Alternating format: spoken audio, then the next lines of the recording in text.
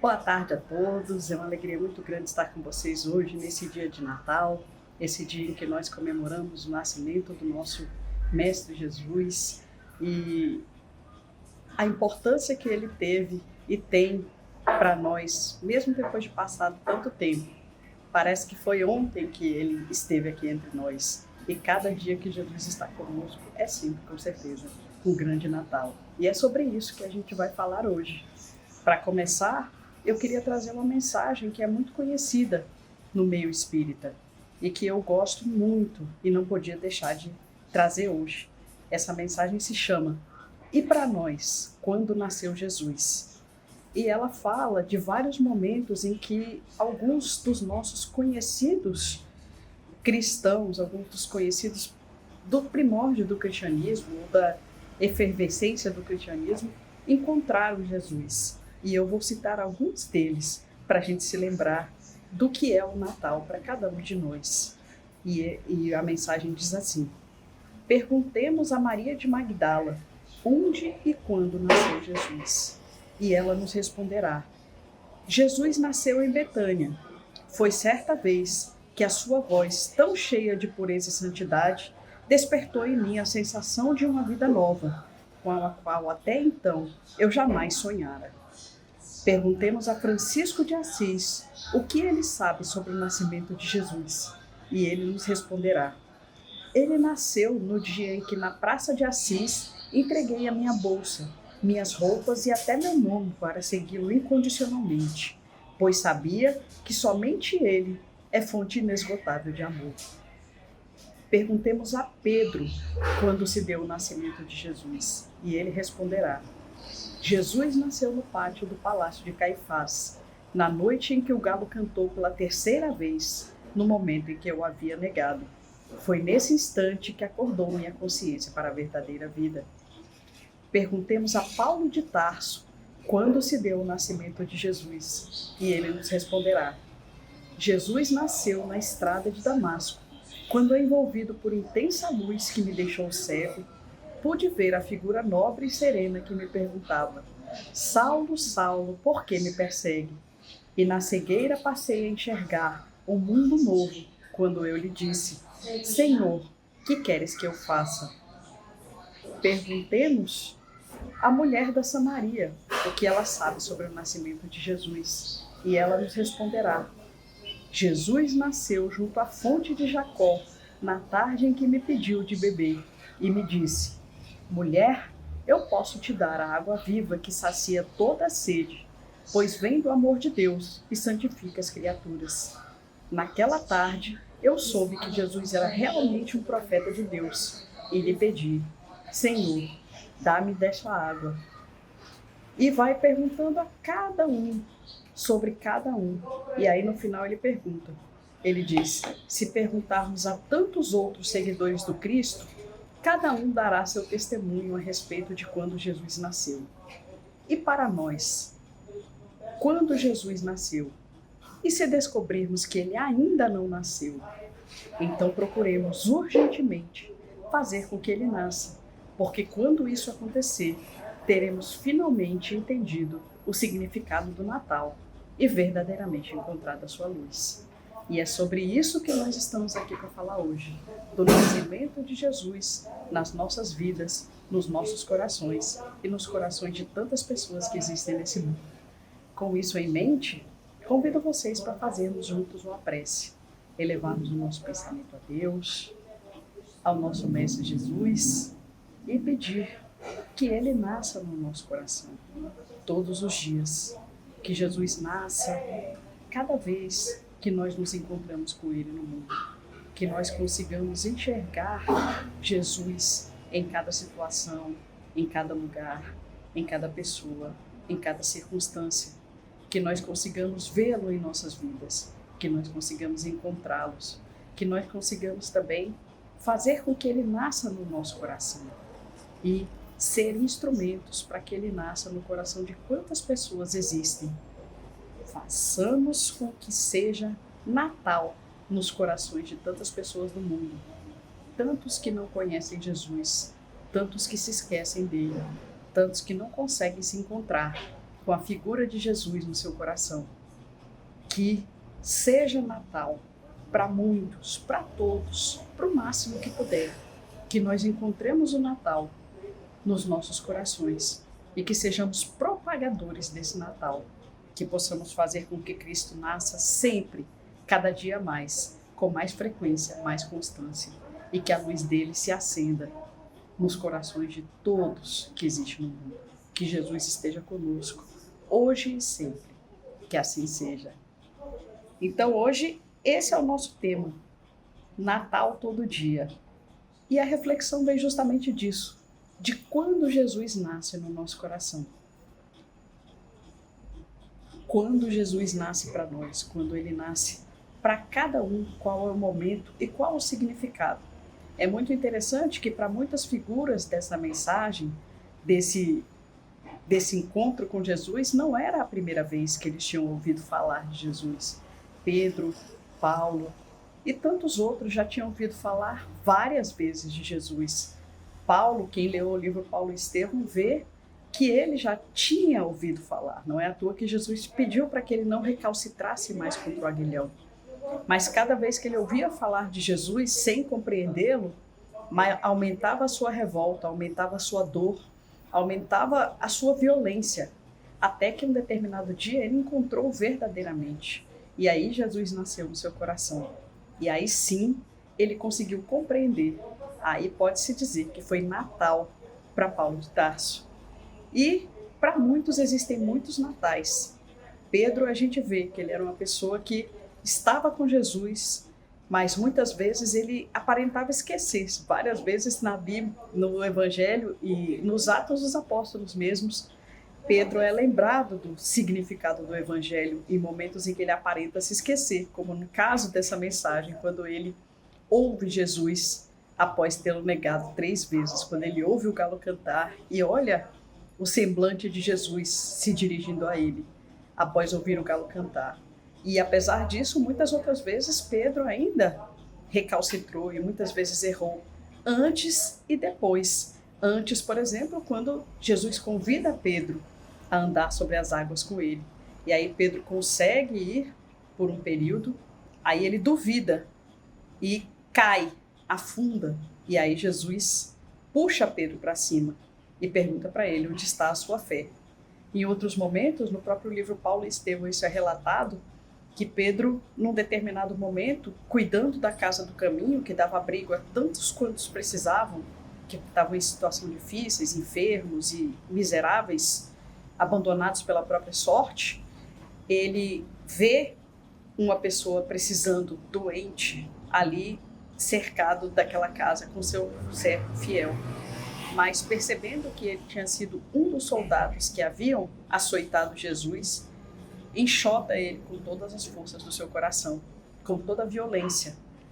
E quando ele faz isso e retorna para o interior da casa do caminho, ele se depara com Jesus, que diz a ele: Pedro, o que fizeste? E diz a ele que a casa do caminho, a casa de Jesus, não deve se fechar para ninguém, mesmo para aqueles que agiram com violência, porque na dor nós conseguimos nos encontrar com Jesus. E pode-se dizer que Jesus nasceu mais uma vez ali para Pedro e nasceu também para aquele soldado que, auxiliado por Pedro, conseguiu encontrar em Jesus o sentido da sua vida e ser amparado no seu momento de dor.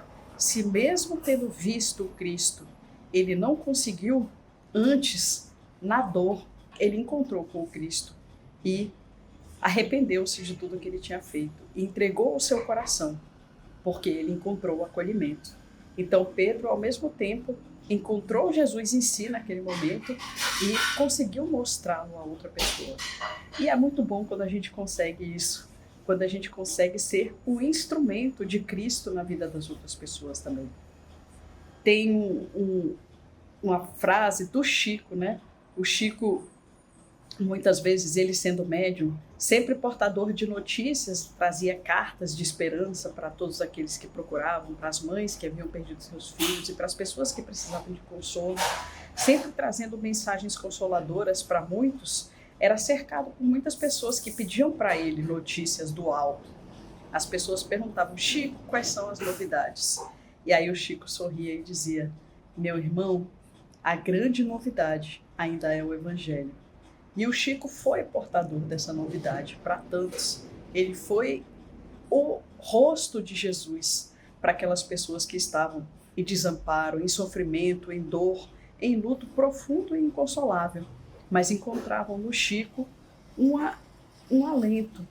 E o Chico nada mais era, como ele dizia, do que o próprio retrato de Jesus, e era isso que ele queria ser. Ele não tinha personalismos, ele não tinha o interesse de prevalecer com o seu nome e a sua imagem. Ele queria apenas ser um emissário do Cristo, um emissário do bem. Uma vez perguntaram para ele também, por que as pessoas gostavam, e as pessoas gostavam muito de estar com o Chico, permaneciam horas ali do lado dele e queriam estar perto dele. Aí Chico dizia sempre que as pessoas gostavam de estar com ele porque tinham saudade de Jesus. E, na verdade, o Chico trazia para aquelas pessoas a lembrança de quem era Jesus. E que alegria poder ser o portador da Boa Nova, trazer aos corações das pessoas essa grande novidade que é o Evangelho de Jesus, trazer esses princípios, trazer essas verdades que são, sobretudo, consoladoras, falar para elas de amor, falar daquilo que é bom. Francisco de Assis, outra pessoa citada na mensagem, que também fez o Cristo nascer em sua vida, no dia em que ele abraçou a fé e começou a construir a Capela de São Damião, e que muitas vezes levou o Cristo às outras pessoas. A história de Francisco de Assis é muito bonita. Ele que nasceu rico, nasceu com tudo na sua vida, nasceu com dinheiro, nasceu sempre com alegria e gostava de festas, gostava de aproveitar a vida. Chegou um momento em que ele queria mais, o seu pai queria mais para ele, porque ele tinha tudo, mas ele não tinha um título de nobreza.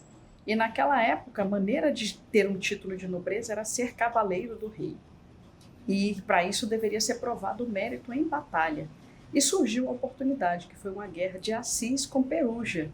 E aí lá foi Francisco, vestido, ornado por seu pai, com o cavalo mais forte e a armadura mais cara e mais potente que o ser humano poderia ser capaz de comprar.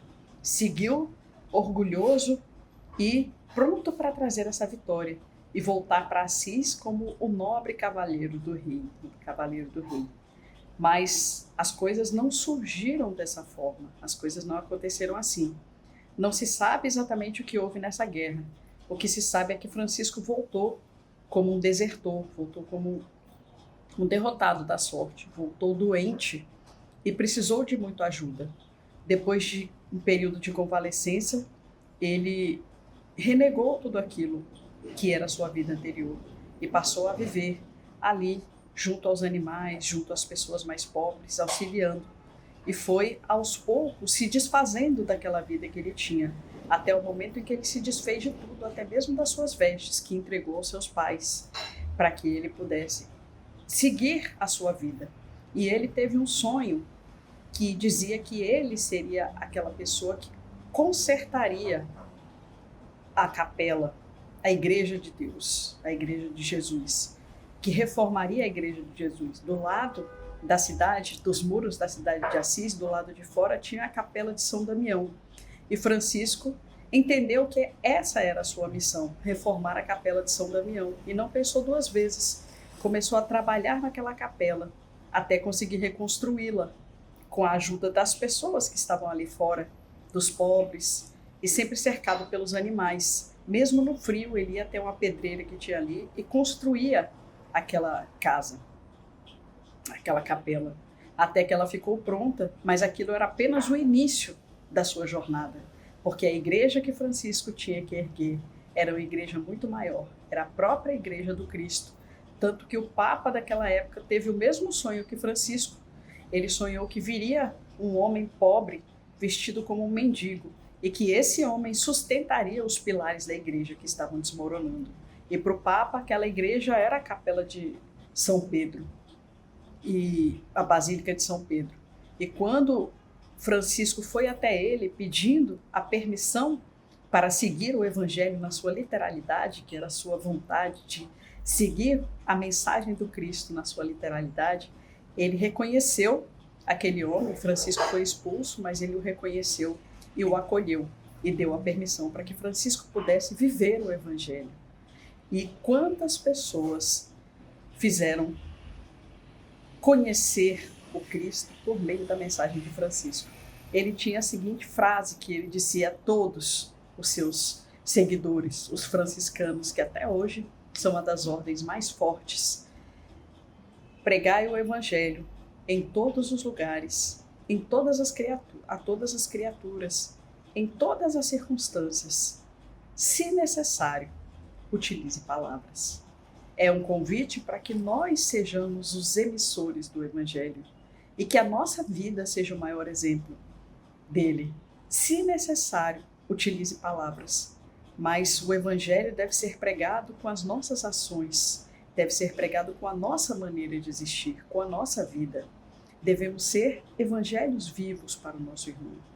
Que a nossa vida fale do Evangelho, que nós sejamos o exemplo, como Chico Xavier era, como Francisco de Assis era e como tantas dessas pessoas eram, como Paulo de Tarso, como Pedro, que mesmo nas suas vacilações não deixava de falar de Jesus e de ter um coração voltado para o nosso Mestre.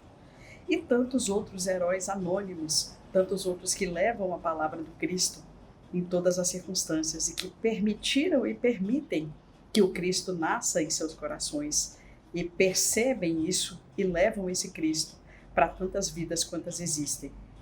Então, tem um filme, a gente vê muitos filmes de Natal, né, nessa época, e um dos meus filmes prediletos, acredito que o meu predileto dessas histórias de Natal, é um filme antigo, muito antigo. Em português ele se chama A Felicidade Não Se Compra. Em inglês, que é a língua original, ele se chama A Wonderful Life, que significa Uma Vida Maravilhosa. É um filme da década de 50, eu acredito, com James Stewart. É a história de um homem que tinha muitos sonhos de viajar, de se formar, de fazer coisas boas na vida, fazer coisas grandiosas. Mas ele, pelas necessidades, nunca saiu da cidade onde ele estava. Ele ficava sempre ali. E cada vez que os sonhos dele estavam próximos de se realizar, algo acontecia que ele precisava ficar ali. E naquela cidade, ele herdou do pai dele a responsabilidade de ficar com uma espécie de banco popular, ajudando aquelas pessoas mais pobres, mais humildes, a conseguir crédito que elas não teriam nos bancos grandes e assim conseguir tocar seus pequenos negócios, salvar-se de enrascadas muitas vezes que precisavam. E ele sempre se contrapunha a um homem que era o dono do maior banco que tinha. E aquele homem, ele passa por uma dificuldade, esse que é o protagonista dessa história. Num determinado dia ele vive com dificuldades, mas sempre preso e sempre fiel ali à sua tarefa de estar ali. E ele passa por uma dificuldade muito grande, eu não quero dar spoiler, mas é uma grande dificuldade, e ele, logo no início do filme, pensa em tirar a própria vida. E aí é designado para ele um anjo para evitar que ele faça isso. E o que esse anjo mostra para ele? O que esse anjo tem como ideia de fazer com que ele evite a própria morte? Ele diz assim: olha, eu vou mostrar como seria o mundo caso você não existisse. E aí ele passa a viver um dia como se ele jamais tivesse nascido. E aí ele começa a ver o impacto que ele teve na vida de cada pessoa. Então ele não se sente tão inútil, tão fracassado, tão perdido, tão usurpador como ele era, como ele estava se sentindo naquele momento. Ele começa a ver que com as pequenas ações, mesmo com a vida que ele considera pequena, que ele considera distante dos sonhos que ele queria realizar, ele teve um impacto na vida de tantas pessoas e vai mostrando para ele a importância que aquela vida teve e como ela tocou a vida de tantas outras pessoas. Eu não quero dar spoiler do filme, porque eu quero muito que vocês procurem e assistam esse filme, porque ele é realmente muito bonito e o Natal é uma ocasião muito especial para a gente se lembrar. Mas é uma história que me leva sempre a refletir. Praticamente todos os natais eu assisto esse filme mais uma vez e paro para pensar nisso. Qual é o impacto que a minha presença, que a minha vida, que a minha existência está tendo na vida das outras pessoas? Como eu estou me comportando diante dos encontros que eu tenho? Será que a minha vida está agregando à vida das outras pessoas? Será que as pessoas que encontram comigo estão saindo melhores ou piores desse encontro? Será que o fato de eu existir está trazendo alguma coisa boa para o mundo? Será que eu estou conseguindo ser aquilo que Jesus nos ensinou, a luz do mundo, o sal da terra? Estou conseguindo adicionar tempero, adicionar sabor? Estou conseguindo acender, nem que seja uma pequena luz ali, e fazer com que as pessoas que estão na escuridão possam ter um pouquinho de esperança? Será que a gente consegue isso? E eu me lembro de novo do Chico, o nosso querido Chico Xavier.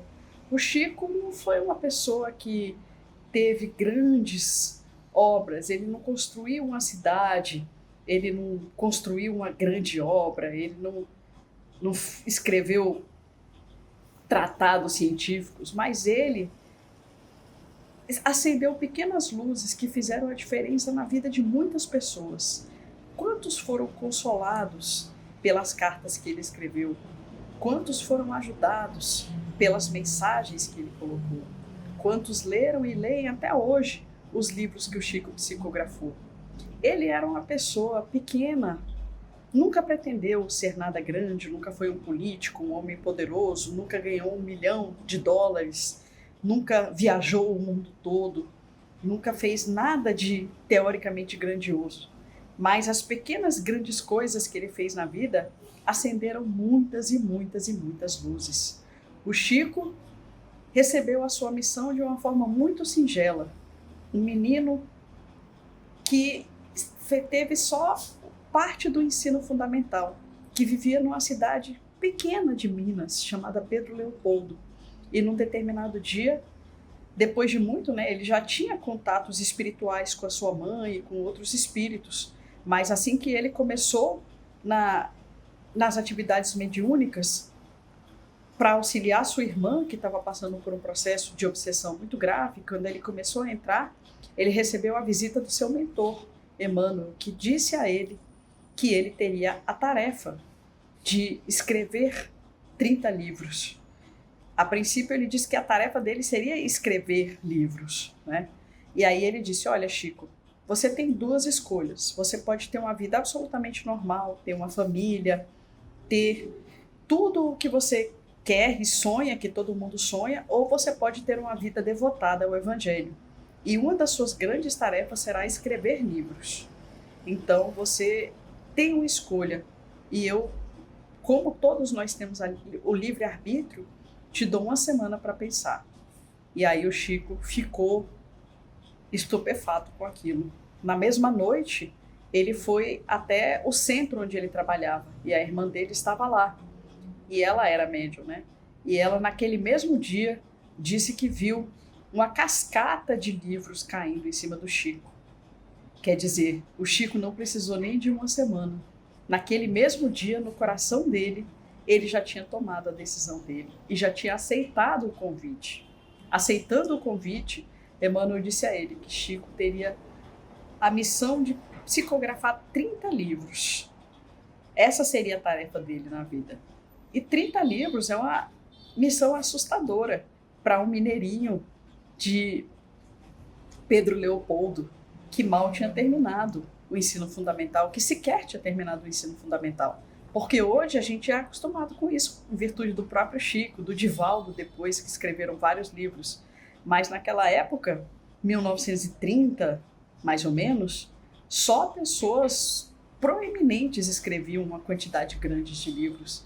Grandes romancistas, como Machado de Assis, grandes cientistas, nenhum deles escreveu 30 livros. E como Chico, aquele mineirinho de Pedro Leopoldo, podia pensar que ele escreveria 30 livros. Era assustador. Mas Chico acreditou e aceitou a missão. Começou a escrever.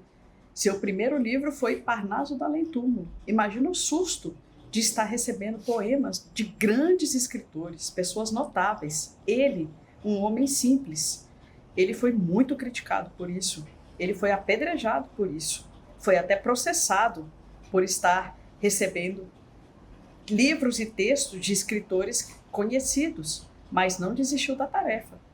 Depois de muito tempo, depois de muito trabalho, porque o Chico não somente acreditava, mas ele se colocava à disposição. Ele foi e terminou os 30 livros. E aí o que o Emmanuel disse? Olha, parabéns pelos 30 livros. Nós temos mais 30. E depois que ele terminou os segundos 30, vieram outros 30. E quando ele terminou os 100, Emmanuel disse a ele que a vida dele seria dedicada totalmente ao Evangelho. E aí as pessoas dizem que Emmanuel enganou o Chico, ou que ele deu a tarefa aos poucos. O que eu digo é que o Chico foi aceitando as tarefas aos poucos. Ele poderia nem ter conseguido os 30 livros, ou ele poderia ter conseguido os 30 livros e parado por ali, já seria uma grande tarefa. Mas à medida em que o Chico ia desenvolvendo a tarefa, ele ia se escolhendo para mais. Talvez ele não tivesse que escrever 430 livros. Talvez a tarefa dele fosse bem mais modesta. Mas na medida em que ele foi se aperfeiçoando e foi se colocando à disposição, com determinação, com disciplina, com qualidade, ele foi se escolhendo para seguir nessa tarefa e para levar essa mensagem do Cristo para tantos corações. E é isso. O Cristo não nasce no coração da gente um dia só. Não é só no Natal. O Cristo pode nascer nos nossos corações a cada dia. Ele pode nascer hoje, ele pode nascer amanhã, ele pode nascer depois de amanhã. Cada vez que a gente se dispõe a olhar para o mundo e enxergar nesse mundo o Cristo, a gente está fazendo com que ele nasça. Jesus fala que bem-aventurados os puros, porque verão a Deus. Então, essa pureza de enxergar a Deus em cada lugar, em cada circunstância, em cada pessoa, em cada ambiente, é a pureza do Evangelho. É o que nos capacita a ser os mensageiros do Cristo. É o que nos capacita a ser os evangelhos vivos.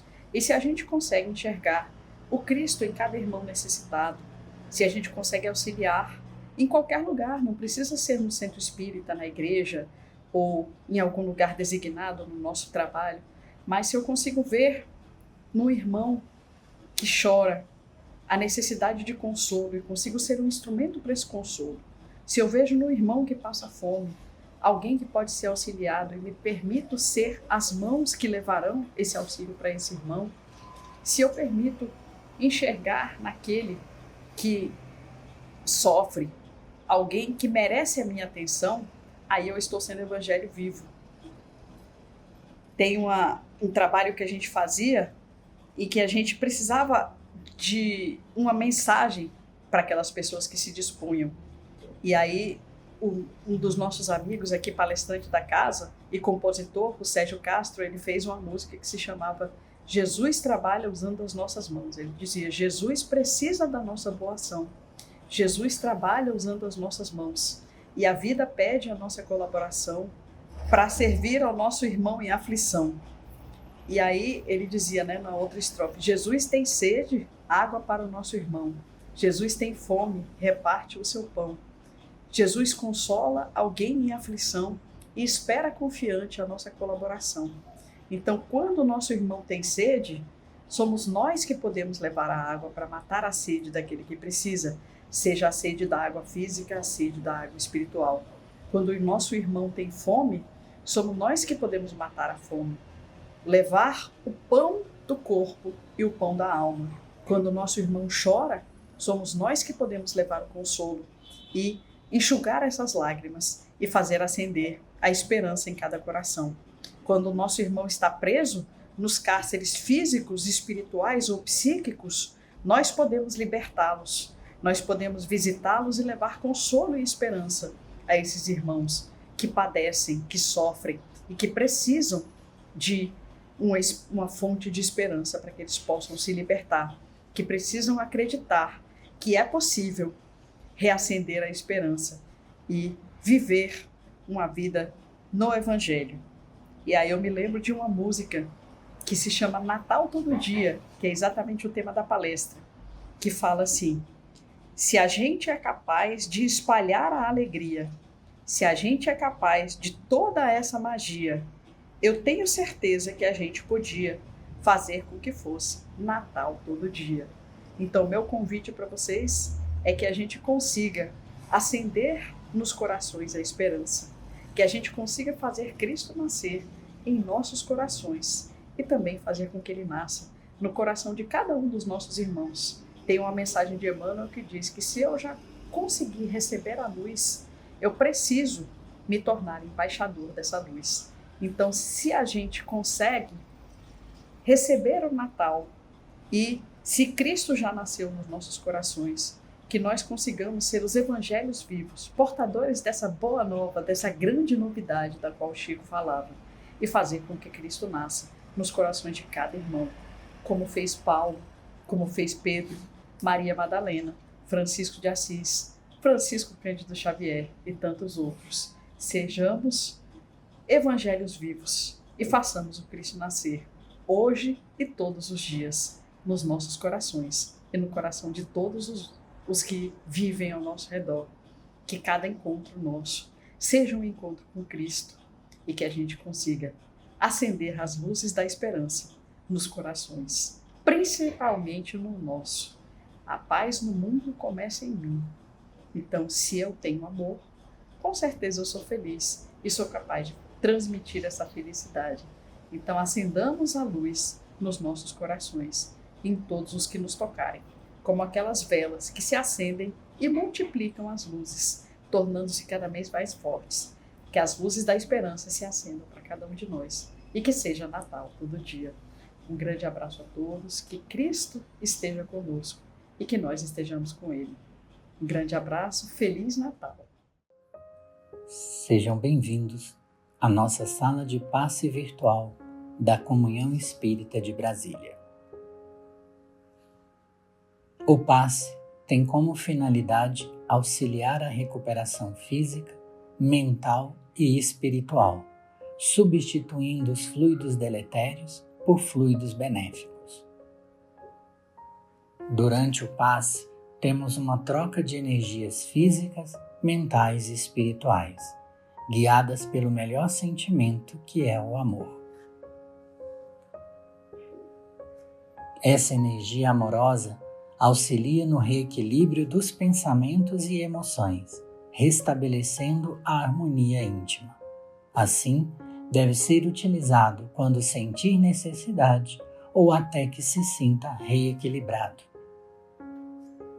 Nesse momento em que daremos início à aplicação do passe, pedimos que, em um ambiente tranquilo, você se coloque de forma confortável, fechando os olhos, respirando de maneira tranquila e serena, para que assim possamos sentir a presença do nosso Deus de amor, Senhor da vida e da misericórdia.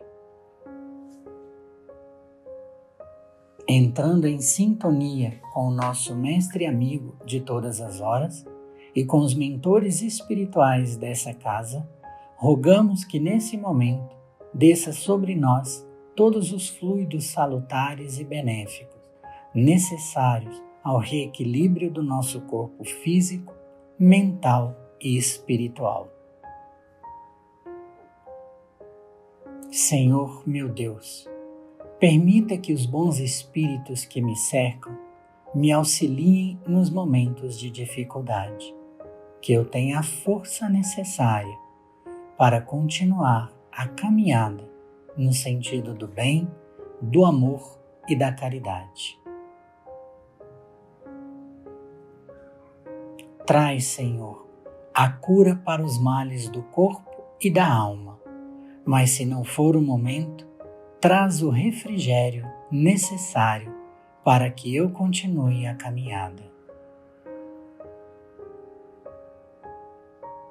Que nossos amigos espirituais possam visitar os nossos lares, abençoando a cada um que lá se encontra, trazendo a alegria de viver, a paz, a harmonia e que cada um possa colocar o amor do Mestre Jesus em seus corações.